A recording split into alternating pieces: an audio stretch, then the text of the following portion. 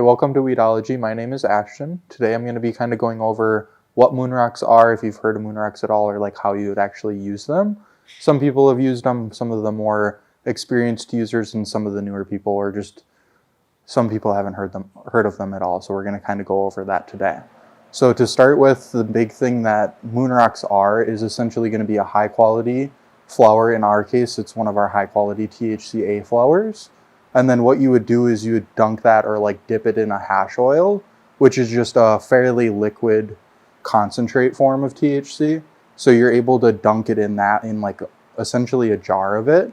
And then once it's sticky, you can roll it in keef, which is the actual THC part of the plant. So the shiny stuff on your buds, that's going to be the keef, or that really fine ground stuff at the bottom of your grinder. That's what we're talking about. So overall, they're going to be very potent and kind of like a good mix of all of the different parts of the plant, kind of giving you a good entourage effect overall.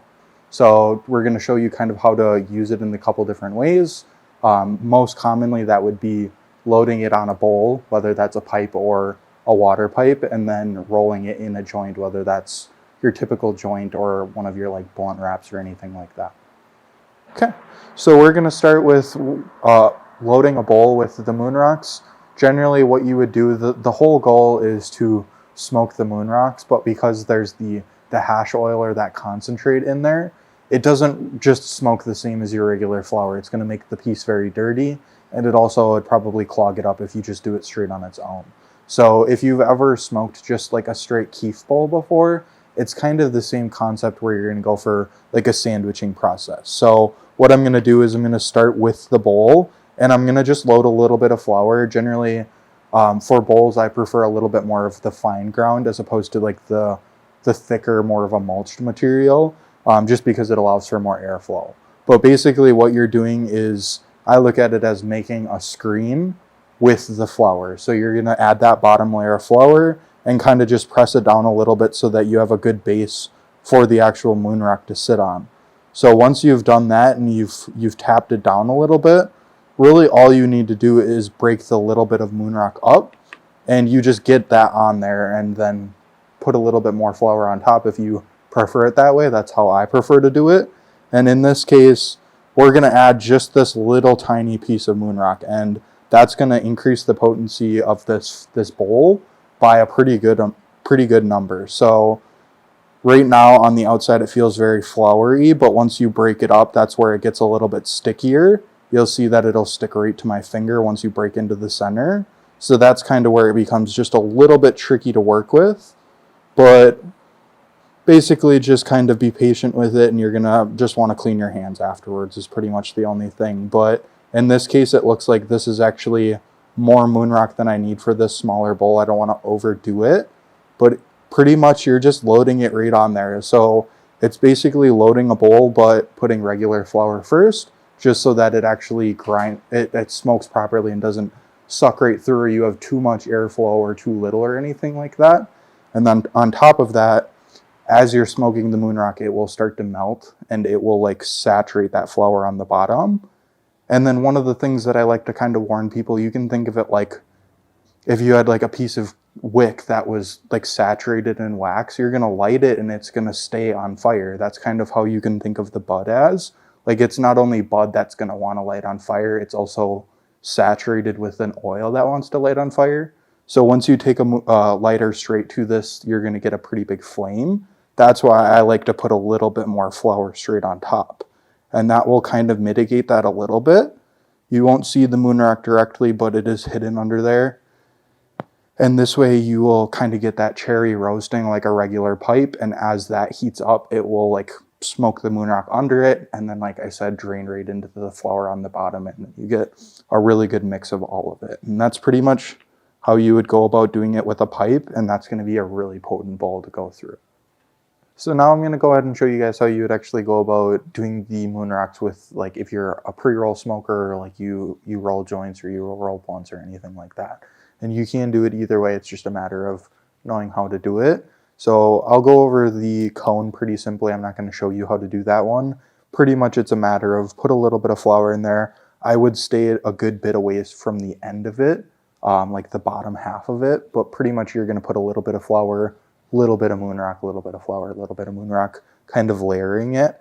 You just want to make sure that it's not so much that the entire layer out to the edges of the paper are going to be like saturated with the moon rock. You want it to be kind of like surrounded by the flour a little bit.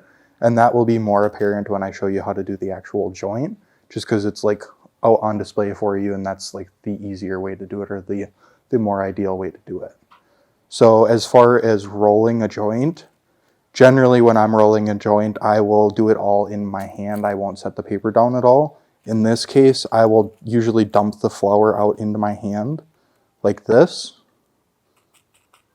And then I will usually go ahead and set the piece of paper down, just because it makes the breaking the moon rock part up easier. So I like to set it down like this and then kind of just work with it this way. And so what I like to do is get it into a nice kind of even formation, and then go ahead with the moon rocks and or like your concentrate if you wanted to do crumble or anything like that. It all works really the same. The moon rock is just a little bit easier to work with than maybe a butter or consistency or anything like that. And you can break it up pretty evenly if you want to do it that way, or you can create kind of a worm with it, which just makes it a little bit easier to roll around. So this moon rock is a little bit too big to do it with, but basically I'm just going to create kind of like a middle piece to it. And some of the more common ways to do this now would be referred to as like a donut joint or a hash hole, or you're using hash to make a worm in the middle, and then it'll burn at a different rate and kind of create that like donut hole consistency or like illusion when you're actually like puffing on it. But pretty much once you get to this point, it's just a matter of like actually rolling that up in there. So about as even as I can, I have that in there, and then I'm pretty much just going to bring these edges together. And the reason that the joint paper was so like such a different shape is because I like to glue two together. So I'll like put two wide together just to give me more to play with.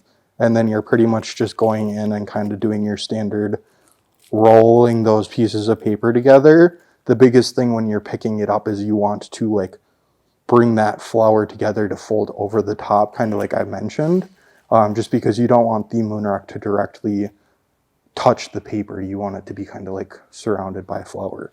And then once you get to this point, you just got to get that piece to tuck under, and then you bring her back together, and you kind of are just rolling your regular joint, which I've made a video on before already. And then once you get to the end, give it a little bit of saliva or water if you are a germaphobe, and you go ahead and just kind of seal that end up. And then you got a nice moon rock joint. You can, which I probably will off camera, I'll put a filter in there just to make it a little bit easier. But really you are just trying to get that moon rock or the concentrate if you want to do it that way. You want to get that in the middle and you want to roll the flour around it. And then you're just cleaning it up from there, kind of like a regular old joint. So thanks for watching, guys. Have a good one.